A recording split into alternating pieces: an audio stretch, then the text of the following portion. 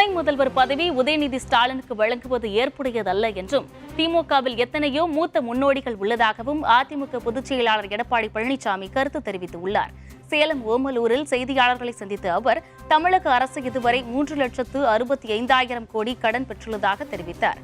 திமுக ஆட்சி பொறுப்பேற்ற பிறகு அம்மா உணவகம் சரியான முறையில் செயல்படவில்லை என்றும் தரமான பொருட்கள் வழங்கப்படவில்லை எனவும் குற்றம் சாட்டினார். அம்மா உணவகத்தில் தரமான உணவு தயாரித்து ஏழை எளியவருக்கு வழங்க முடியாத நிலை ஏற்பட்டுள்ளதால் அதன் பயன்பாட்டாளர்கள் எண்ணிக்கை வெகுவாக குறைந்துள்ளதாகவும் அவர் குறிப்பிட்டார். இதனை அறிந்த பிறகு தமிழக முதல்வர் ஸ்டாலின் அம்மா உணவகத்தில் ஆய்வு நடத்தியதாக தெரிவித்துள்ளார். தமிழகத்தில் திமுகவின் குடும்ப ஆட்சி நடைபெற்று வருவதாக அவர் விமர்சித்தார்.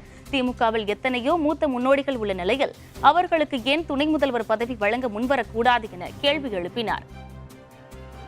சென்னையிலே சுமார் 407 அம்மா உணவகங்கள் செயல்பட்டு வந்தன. விடியா திமுக அரசு பொறுப்பேற்ற பிறகு 19 அம்மா உணவகங்களை மூடிவிட்டார்கள்.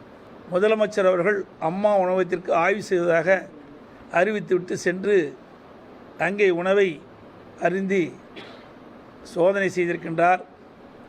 இந்த சோதனையை 3 ஆண்டு காலம் ஏன் செய்யவில்லை?